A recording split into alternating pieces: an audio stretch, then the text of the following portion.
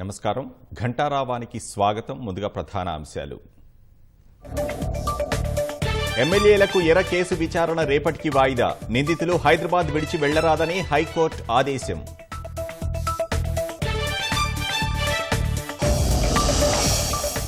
ఎమ్మెల్యేల కొనుగోలు కేసును ఈసీ దృష్టికి తీసుకువెళ్లిన భాజపా. ఫామ్ హౌస్ డబ్బుపై విచారణ కోరుతూ ఈడీకి ఫిర్యాదు చేసిన రఘునందన్. ప్రలోభాల కేసులో సంబంధం లేదని యాదాద్రిలో బండి ప్రమాణం. సీఎం సత్యశోధన పరీక్షలకు సిద్ధమా అని సంజయ్ సవాల్. తొలి కేసు కేసీఆర్ కుటుంబంపైనే పెట్టాలన్న కిషన్ రెడ్డి. సిట్టింగ్ జడ్జి లేదా సీబీఐతో విచారణకు కేంద్ర మంత్రి డిమాండ్.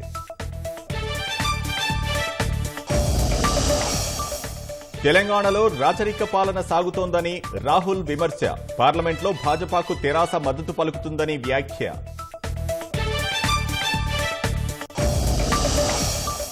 మునుగోడులో పల్లెల్ని చుట్టేస్తున్న పార్టీల నేతలు. 5 రోజులే గడువుండటంతో ఓట్ల వేటలో నిమగ్నం.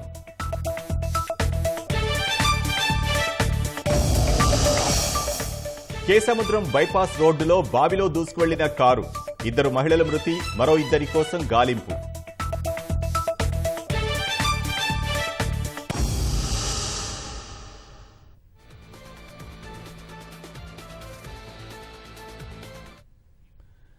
మహబూబాబాద్ జిల్లాలో విషాదం చోటు చేసుకుంది. కేసముద్రంలోని బైపాస్ రోడ్డు వద్ద బావిలో కారు పడి 2 మృతి చెందారు. మరో 2 కోసం గాలింపు చర్యలు కొనసాగుతున్నాయి. ఇందుకు సంబంధించిన మరింత సమాచారం మా ప్రతినిధి రవిచంద్రన్ అడిగి తెలుసుకుందాం. రవిచంద్ర, ఘటన ఎలా జరిగింది? కారులో మొత్తం ఎంతమంది ఉన్నారు? మితిమీర వేగంతో అలాగే మూలమలుపు వద్ద కారు అదుపు తప్పిన ఘటన మహబూబాద్ జిల్లా కేసముద్రంలో చోటు చేసుకుంది. బైపాస్ రోడ్డు వద్ద ఉన్నటువంటి వ్యవసాయ బడుల కారు పడింది. ఒక్కసారిగా ఇటు వేగంగా వస్తున్న కారు అక్కడ మూలమలుపు వద్ద అదుపు తప్పి ఈ కారు ఒక్కసారిగా బావిలోకి పల్టీ కొట్టింది. ఈ దుర్ఘటనలో ఒకరు అక్కడికక్కడే చనిపోయారు. అలాగే బావిలో ఇంకా 3 ఉన్నారు. వారి కోసం కూడా గాలి ఇస్తున్నారు. ఇది కొద్దిసేపటి క్రితం 45 నిమిషాల క్రితం ఈ ఘటన జరిగింది. అలాగే ఈ 2 ప్రాణాలతో ఆ వేగంగా వెళ్తున్నటువంటి సమయంలో కారు నుంచి 2 దూకేశారు. ఒక మహిళ, ఒక పురుషుడు 2 దూకేశారు. వాళ్ళు ఆ సంఘటనా స్థలంలో ఉన్న మా నాన్న అందులో ఉన్నారు, మా అక్క ఉందని వాళ్ళంతా కూడా రోధిస్తున్నారు. స్థానికులు వచ్చారు. అలాగే పోలీసులు కూడా అక్కడికి సంఘటనా స్థలానికి చేరుకున్నారు. ఆ లోపల ఉన్న వారి కోసం గాలిస్తున్నారు. అలాగే ఒక మహిళను బయటకు తీశారు. ఆమె పరిస్థితి కూడా చాలా విషమంగా ఉంది. ఆమెను మహబూబాబాద్ ఏరియా ఆసుపత్రికి తరలించారు. అలాగే ఒక మహిళ ఇప్పటికే మృతి చెందింది. ఆ తర్వాత ఇంకా 3 అక్కడ లోపల బావిలో ఉన్నటువంటి 3 కోసం బయటకు తీసుకొచ్చే ప్రయత్నం చేస్తున్నారు. మితిమీద వేగమే ఈ ప్రమాదానికి కారణంగా తెలుస్తుంది. ఇక వీళ్ళంతా కూడా టేకులపల్లి వాసులుగా తెలుస్తోంది. వీళ్ళు టేకులపల్లి నుంచి ఇటు మహబూబాబాద్ మీదుగా వరంగల్ జిల్లా పర్వతగిరి మండలం అన్నారం షరీఫ్ వచ్చారు. మొత్తం ఒక కుటుంబం వాళ్ళు 5, మరో 2, మొత్తం 7 ఈ కారులో ప్రయాణిస్తున్నారు. ముందుగా 5 ఇటువైపు వచ్చారు. అలాగే ఒక 2 కూడా తర్వాత కారులో ఎక్కారు. 7 కలిసి తిరుగు ప్రయాణం అవుతుండగా, అంటే వరంగల్ పర్వతగిరి మండలం నుంచి ఇటు టేకులపల్లి వెళ్తుండగా ఈ దుర్ఘటన జరిగింది. పోలీసులు హుటాహుటిన ఘటనా స్థలానికి చేరుకున్నారు. అలాగే ఈ గాయపడిన మహిళ పరిస్థితి కూడా చాలా విషమంగా ఉంది. హుటాహుటిన ఆమెని మహబూబాబాద్ ఏరియా ఆసుపత్రికి తరలించారు. ధన్యవాదాలు రవిచంద్ర.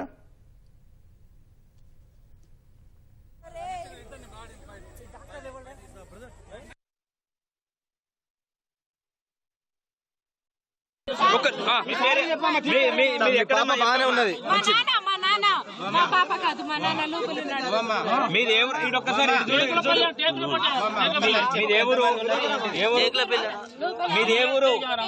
టేకులపల్లి ఎక్కడ మొత్తం ఎంతమంది చెప్పేది ఎంతమంది ఉన్నారు కార్లా?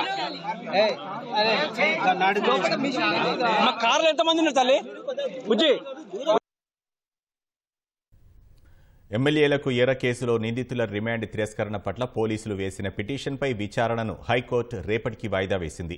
3 నిందితులను రిమాండ్ చేయడానికి అనీషా ప్రత్యేక కోర్టు న్యాయమూర్తి నిర్ణయాన్ని సైబరాబాద్ పోలీసులు సవాల్ చేశారు. ఈ పిటిషన్పై రేపు విచారణ జరపనున్నట్లు తెలిపిన ఉన్నత న్యాయస్థానం 3 నిందితులకు పలు ఆదేశాలు జారీ చేసింది. తెరాస ఎమ్మెల్యేల కొనుగోలుకు జరిగిన బేరసారాల కేసులో సైబరాబాద్ పోలీసులు హైకోర్టును ఆశ్రయించారు. ముగ్గురు నిందితులను రిమాండ్ చేయడానికి అనీషా ప్రత్యేక కోర్టు న్యాయమూర్తి తిరస్కరించడాన్ని సైబరాబాద్ పోలీసులు హైకోర్టులో సవాల్ చేశారు. నలుగురు తెరాస ఎమ్మెల్యేలను కొనుగోలు చేయడానికి నిందితులు కోట్లలో డబ్బులు ఆశ చూపారని, ఈ మేరకు పైలట్ రోహిత్ రెడ్డి ఇచ్చిన ఫిర్యాదు మేరకు కేసు నమోదు చేసి ముగ్గురు నిందితులను అరెస్టు చేసినట్లు పోలీసులు పిటిషన్లో పేర్కొన్నారు. ముగ్గురు నిందితులను రిమాండ్ చేయాలని కోరినప్పటికీ ఏసీబీ కోర్టు న్యాయమూర్తి తిరస్కరించిన విషయాన్ని పిటిషన్లో పేర్కొన్నారు. నిందితులు బయట ఉంటే సాక్షులను ప్రభావితం చేసే అవకాశం ఉందని, అంతేకాకుండా దర్యాప్తునకు సహకరించకపోవచ్చని పోలీసులు తెలిపారు. హైకోర్టు సీజే ధర్మాసనాన్ని ఆశ్రయించి అత్యవసర పిటిషన్గా స్వీకరించాలని పోలీసులు కోరారు. సంబంధిత బెంచ్కు వెళ్లాలని సైబరాబాద్ పోలీసులకు ధర్మాసనం సూచించింది. సైబరాబాద్ పోలీసుల పిటిషన్పై లంచ్ మోషన్లో ఉన్నత న్యాయస్థానం విచారణ చేపట్టింది. పోలీసుల తరపున వాదనలు వినిపించిన అడ్వకేట్ జనరల్ ఎమ్మెల్యేలను ప్రలోభపెట్టేందుకు యత్నించినట్లు వివరించారు. అన్ని కేసుల్లో సిఆర్పిసి 41A పాటించాల్సిన అవసరం లేదని వివరించిన ఏజీ ఇందుకు సంబంధించిన ఆడియో, వీడియో రికార్డులన్నీ ఉన్నట్లు వివరించారు. అక్కడున్న కెమెరాల్లోనే ఈ వ్యవహారాలు రికార్డ్ అయ్యాయి, లేదంటే ఇందుకోసం ప్రత్యేకంగా ఏర్పాటు చేశారా అని ధర్మాసనం ప్రశ్నించగా అక్కడున్న వాటితో పాటు ప్రత్యేకంగా రికార్డు చేసిన దృశ్యాలు సైతం ఉన్నట్లు ఏజీ వివరించారు. నిందితుల తరఫున వాదనలు వినిపించిన సీనియర్ న్యాయవాది వేదుల శ్రీనివాస్ ఇది పూర్తిగా తప్పుడు కేసుగా పేర్కొన్నారు. ఎంత ఉన్నత కేసు అయినా సిఆర్పిసి 41Aకి అనుగుణంగా ముందుకెళ్లాల్సి ఉంటుందన్నారు. ఇరువైపులా వాదనలు విన్న ధర్మాసనం రేపు మరిన్ని వాదనలు విన్నాక పిటిషన్పై నిర్ణయం తీసుకోనున్నట్లు వెల్లడించింది. ముగ్గురు నిందితులు 24 గంటల పాటు హైదరాబాద్ విడిచి వెళ్లరాదని హైకోర్టు ఆదేశించింది. తమ నివాస ప్రాంత వివరాలు సైబరాబాద్ సిపికి సమర్పించాలని సూచించింది. కేసుతో సంబంధం ఉన్న వారెవరిని సంప్రదించవద్దని నిందితులకు హైకోర్టు షరతు విధించింది. అంతకుముందు ముగ్గురు నిందితులకు మొయినాబాద్ పోలీసులు నోటీసులు జారీ చేశారు. అవసరమైనప్పుడు పిలిస్తే విచారణకు హాజరు కావాలని పోలీసులు 41A సిఆర్పిసి నోటీసుల్లో పేర్కొన్నారు. తెరాస ఎమ్మెల్యేలకు ప్రలోభాల వ్యవహారంలో నిజాలు నిగ్గు తేల్చాలంటూ కేంద్ర దర్యాప్తు సంస్థలను భాజపా ఆశ్రయిస్తోంది. నగదు వ్యవహారాలపై పూర్తి స్థాయిలో విచారణ జరపాలని భాజపా ఎమ్మెల్యే రఘునందన్ రావు ఈడీని కోరారు. మరోవైపు ఈ అంశాన్ని ఎన్నికల సంఘం దృష్టికి తెచ్చిన భాజపా తప్పుడు ఆరోపణలతో భాజపా ప్రతిష్టను దిగజార్చుతున్నారని ఫిర్యాదు చేశారు. కేంద్ర దర్యాప్తు సంస్థలతో విచారణ జరిపించాలంటూ హైకోర్టులో వేసిన పిటిషన్పై విచారణ శనివారానికి వాయిదా పడింది. ఎమ్మెల్యేల కొనుగోలు వ్యవహారంపై సీబీఐతో విచారణ జరిపించాలని కేంద్ర ఎన్నికల సంఘానికి విజ్ఞప్తి చేసింది. కేంద్ర మంత్రి రాజీవ్ చంద్రశేఖర్, ప్రధాన కార్యదర్శి అరుణ్ సింగ్ల నేతృత్వంలో పార్టీ నేతల బృందం ఈసీని కలిసింది. ఉప ఎన్నికలు జరుగుతున్న సమయంలో తప్పుడు ఆరోపణలతో బురదజల్లే ప్రయత్నం చేస్తున్నారని ఫిర్యాదు చేసింది. ఒక్కొక్కరికి 100 కోట్ల రూపాయలు ఇస్తామని చెప్పి ప్రలోభ పెట్టడానికి ప్రయత్నించారని, రోహిత్ రెడ్డి ఇచ్చిన ఫిర్యాదు మేరకు తెలంగాణ పోలీసులు కేసు నమోదు చేశారని తెలిపారు. పార్టీ పరువు ప్రతిష్టను దిగజార్చేందుకు దురుద్దేశపూర్వకంగా వ్యవహరించారని పేర్కొన్నారు. ఉప ఎన్నికల్లో భాజపాకు వస్తున్న ఆదరణను దెబ్బతీయడానికి తెరాస చేస్తున్న మరో ప్రయత్నమని తెలిపారు. బాధ్యులైన వారిపై తక్షణం చర్యలు తీసుకోవాలని, ఇలాంటి ప్రచారాన్ని వెంటనే నిలువరించాలని కమలదళం కోరింది. తెరాస ఆ పార్టీ కార్యకర్తలపై వెంటనే ఎఫ్ఐఆర్ నమోదు చేయాలని, మొత్తం వ్యవహారంపై సీబీఐ విచారణకు ఆదేశించడంతో పాటు ఇతర అన్ని నివారణ చర్యలు తీసుకోవాలని భాజపా బృందం విజ్ఞప్తి చేసింది. In Telangana, TRS and they have created one state drama, and now they are alleging to the Bharatiya Janata Party that we are trying to purchase, we are trying to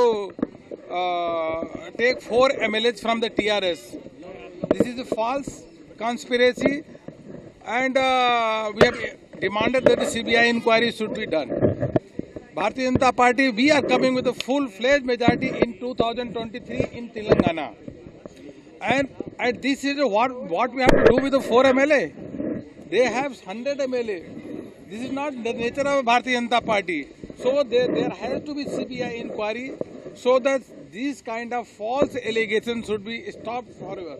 And new kind of conspiracy, new kind of audio trip, all now coming into the in Telangana and Odisha also on the verge of the election. I tell you, this is all false and fabricated. These are coming during the time of by-elections. We have asked for a independent inquiry, preferably by CBI. CBI. By an outside agency. Okay. So there is no relations to Ramchandra Bharati in BJP. We have nothing to do with any of the 4 guys over and over. Santosh ji का नाम ले रहे sir बात। अरे यार किसी का नाम भी ले लेना, वो ऋषि सोनक का नाम भी ले सकता है किसी का नाम भी ले सकता है, उसमें कोई रोक थोड़ी है, कोई लाइसेंस थोड़ी चाहिए, परमिट थोड़ी चाहिए, जिसका मर्जी नाम ले लीजिए। మొయినాబాద్ ఫామ్ హౌస్లో గుర్తించామన్న నగదు వ్యవహారాలపై పూర్తి స్థాయిలో విచారణ జరపాలని భాజపా నేత దుబ్బాక ఎమ్మెల్యే రఘునందన్ రావు కోరారు. ఈ మేరకు హైదరాబాద్లోని ఈడీ కార్యాలయంలో ఆయన అధికారులకు ఫిర్యాదు చేశారు. ఓ ఎమ్మెల్యేకు 100 కోట్లు, మిగతా ముగ్గురికి మరో 50 కోట్ల చొప్పున ఇస్తామన్నారని ఎఫ్ఐఆర్ నమోదు చేశారని, ఇవి ఎక్కడి నుంచి వచ్చాయో తేల్చాలని ఆయన కోరారు. ఫామ్ హౌస్లోని కారులో సిపి గుర్తించామన్న 15 కోట్లు ఎక్కడికి వెళ్లాయో గుర్తించాలని ఆయన ఫిర్యాదులో పేర్కొన్నారు. ఒక ఎమ్మెల్యే గారు 26వ తారీఖు రోజు ఉదయం 10:30 రాజేంద్ర నగర్ ఏసీపీ గారికి ఒక కంప్లైంట్ ఇచ్చినారంట. Based on the complaint given by Tandur MLA sir pilot Rohith Reddy an FIR is registered. Cinema అంతా 24 గంటలు నడిచింది. 26వ తారీఖు సాయంత్రం 8 గంటలకి మీడియా మిత్రులను తీసుకొని సైబరాబాద్ పోలీస్ కమిషనర్ గారు పైలట్ రోహిత్ రెడ్డి గారి తండ్రి పేరు మీద ఉన్న ఫామ్ హౌస్ లోకి వచ్చి ఒక కారులో వెనుక సీట్లో సంచుల నిండా డబ్బులు ఉన్నాయని కొంచెం చూపెట్టకుండా పరదాల మాటగా చూపెట్టినట్టు చూపెట్టి 100 కోట్లు ఒక ఎమ్మెల్యేకి ఇస్తామన్నారు, మిగతా ఎమ్మెల్యేలకి 50 కోట్లు ఇస్తామన్నారని ఒక ఎఫ్ఐఆర్ నమోదు చేసి తెలుగు మీడియా ముందుకొచ్చి రకరకాలైనటువంటి వ్యాఖ్యానాలు చేసి 100 కోట్ల మనీ ఒక ఎమ్మెల్యే దగ్గరికి లంచం రూపంలో వస్తుంటే దానికి సోర్స్ ఏంది, ఇస్తానన్నటువంటి వ్యక్తులెవరు, శక్తులెవరు, దాని మీద మీరు నోటీసులు ఇచ్చి చెప్పిన కమిషనర్ 15 కోట్లు ఏడ దాచిపెట్టిండు, అవి తీసుకొని ముందు మీ దగ్గరికి రావాలని చెప్పి ఒక నోటీస్ ఇచ్చి ఎంక్వైరీ చేయమని చెప్పి అడగడం జరిగింది. వారు నా స్టేట్మెంట్ కూడా రికార్డ్ చేసుకున్నారు, రిసీవ్డ్ కాపీ ఇచ్చినారు. As per the law we will proceed అని చెప్పి చెప్పినారు.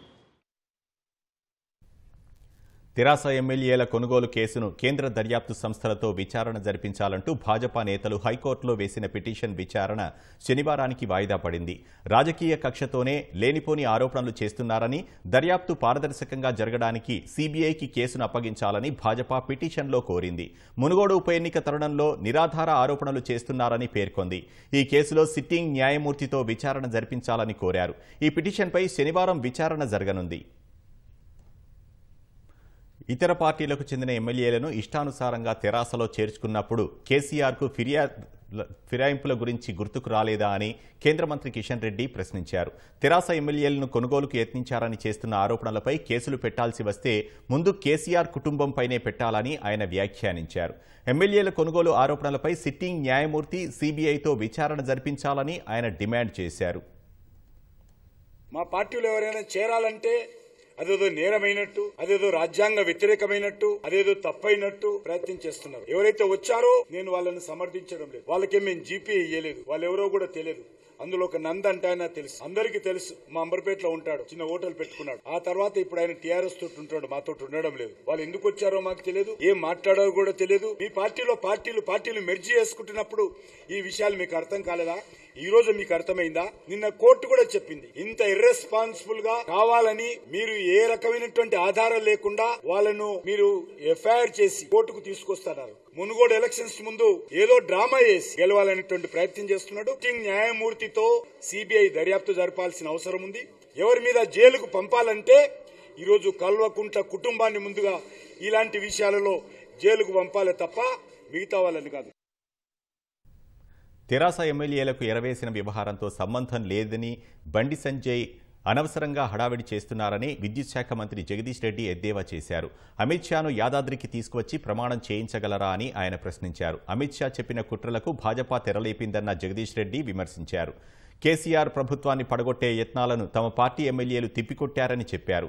ఈ వ్యవహారం వెనుక ఎవరెవరున్నారో ఒక్కొక్కటిగా బయటకు వస్తున్నాయని జగదీష్ రెడ్డి తెలిపారు. బీజేపీ పార్టీ అమిత్ షా గారు ఏం చెప్పినరో ఆ కుట్రకు తెరలేపింది. అమిత్ షా వచ్చి ఈ మునుగోడు ప్రజలకు ఏదన్నా ఇస్తాడేమో, ఉప ఎన్నిక అభివృద్ధి కొరకు తెచ్చినానంటున్నాడు కదా వాళ్ళ అభ్యర్థి అని చెప్పి ప్రజలు ఎదురు చూసినారు.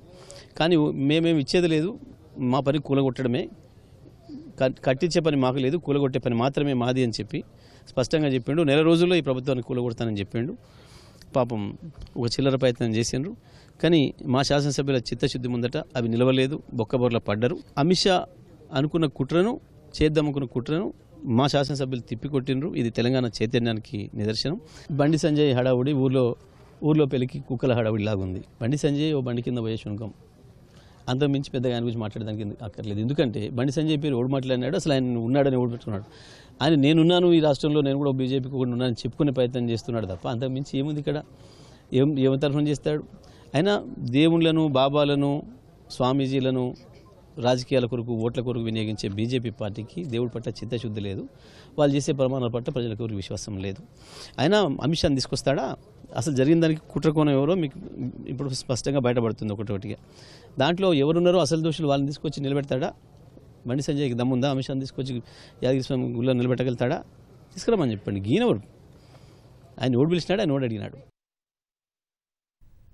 తెరాస ఎమ్మెల్యేల కొనుగోలుకు ప్రలోభాల కేసులో ముఖ్యమంత్రి కేసీఆర్ లై డిటెక్టర్ పరీక్షలకు సిద్ధమా అని భాజపా రాష్ట్ర అధ్యక్షుడు బండి సంజయ్ సవాల్ విసిరారు. ఈ అంశంలో భాజపాకు ఎలాంటి సంబంధం లేదని యాదాద్రి లక్ష్మీనరసింహస్వామి ఆలయంలో ప్రమాణం చేశారు. ఎమ్మెల్యేల్ని కొనేందుకు భాజపా ప్రయత్నించలేదని స్వామివారిపై ఒట్టేసి చెప్పారు. ఎమ్మెల్యేల కొనుగోలు కేసులో కేసీఆర్కు సవాల్ విసిరిన బండి సంజయ్ ఆ మేరకు యాదాద్రిలో ప్రమాణం చేశారు. ఎమ్మెల్యేల కొనుగోలు ఒట్టి కట్టుకథ కాకుంటే కేసీఆర్ కూడా యాదాద్రికి రావాలని బండి డిమాండ్ చేశారు. మునుగోడు ఉప ఎన్నిక ప్రచారంలో ఉన్న బండి సంజయ్ భాజపా నాయకులతో కలిసి యాదాద్రికి బయలుదేరి వచ్చారు. చేసిన సవాల్ మేరకు తెరాస ఎమ్మెల్యేలకు ప్రలోభాలతో భాజపాకు ఎలాంటి సంబంధం లేదని స్వామివారిపై ప్రమాణం చేశారు. అనంతరం మాట్లాడిన బండి సంజయ్ డబ్బులు దొరికితే ఎందుకు బయటపెట్టడం లేదని ప్రశ్నించారు.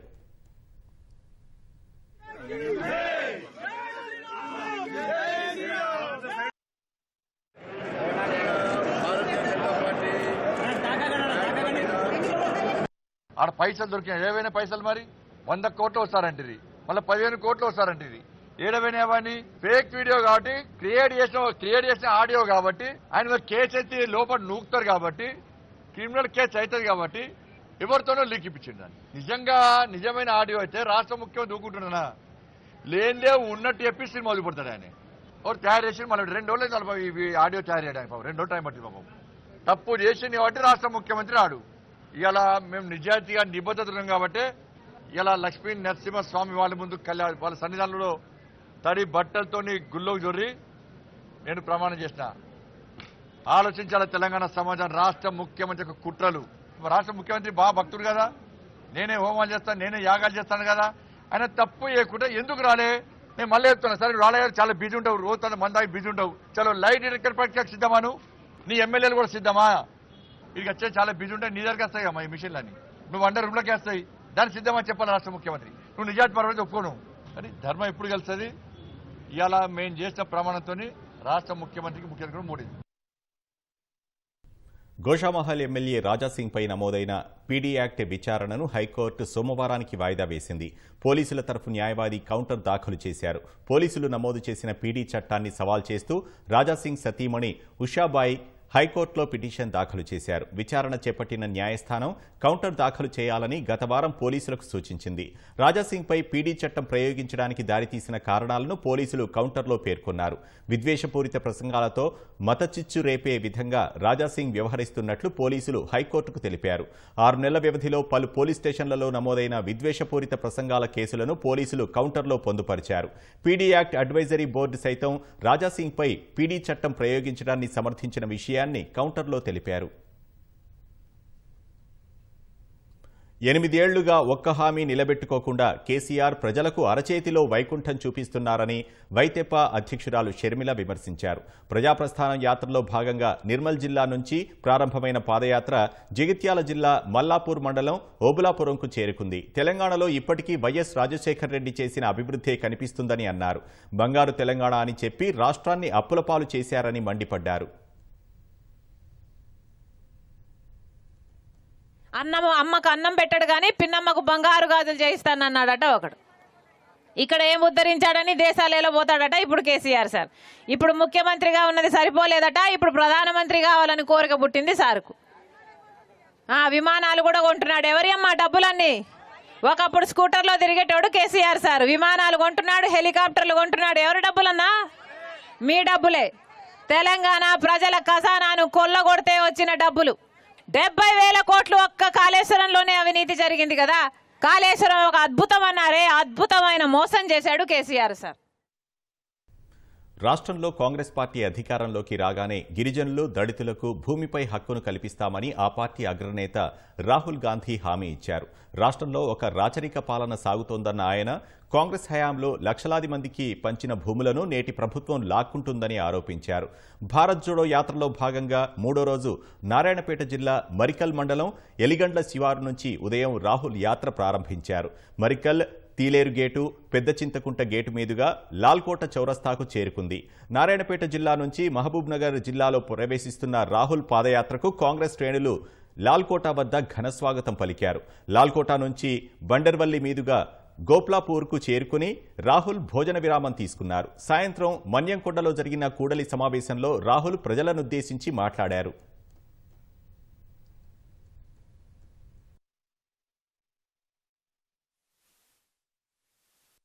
आप सबने देखा होगा कि देश में बीजेपी के लोग, आरएसएस के लोग नफरत और हिंसा फैला रहे हैं. एक भाई को दूसरे भाई से लड़ा रहे हैं. एक तरफ बीजेपी हिंसा फैला रही है, नफरत फैला रही है, और दूसरी तरफ टीआरएस उनका पूरा का पूरा समर्थन कर. जो भी बीजेपी चाहती है टीआरएस लोकसभा में, राज्यसभा में कर देती. भारत जोड़ो यात्रा का पहला लक्ष्य जो हिंसा और नफरत देश में फैलाई जा रही है, इसके खिलाफ खड़ा होना, इसके खिलाफ आवाज उठाना. हिंदुस्तान में आज 45 साल में सबसे ज्यादा बेरोजगारी है. सड़क पे मेरे साथ युवा चलते हैं, मैं उनसे पूछता हूँ कॉलेज के बाद, यूनिवर्सिटी के बाद क्या करना चाहते हो. मैं पूछता हूँ, कहते हैं, कोई कहता है आईएएस, कोई कहता है पुलिस, कोई कहता है आर्मी, कोई सॉफ्टवेयर इंजीनियर बनना चाहता है, कोई सिविल इंजीनियर बनना चाहता है. युवाओं के ये सब सपने हैं. इसके बाद मैं उनसे पूछता हूँ क्या लगता है तुम्हें रोजगार मिलेगा? चुप हो जाते हैं. हजारों रुपए, लाखों रुपए शिक्षा में जाते हैं, मगर तेलंगाना के युवा को ये नहीं मालूम कॉलेज, यूनिवर्सिटी, स्कूल के बाद उसे रोजगार मिलेगा या नहीं. यहाँ पे भाइयों और बहनों आपके चीफ मिनिस्टर नहीं है, यहाँ के राजा हैं. ये इनका एक ही लक्ष्य है, तेलंगाना की जनता से उनकी जमीन, उनका पैसा कैसे लिया जाए.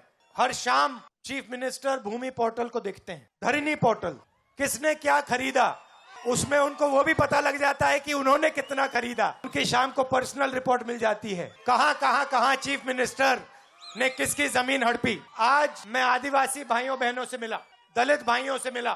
फॉरेस्ट राइट्स एक्ट में हमने आदिवासियों को जमीन देने की कोशिश, लाखों लोगों को हमने उनका जमीन का हक दिया. मगर आज तेलंगाना की सरकार दो चीजें कर रही है.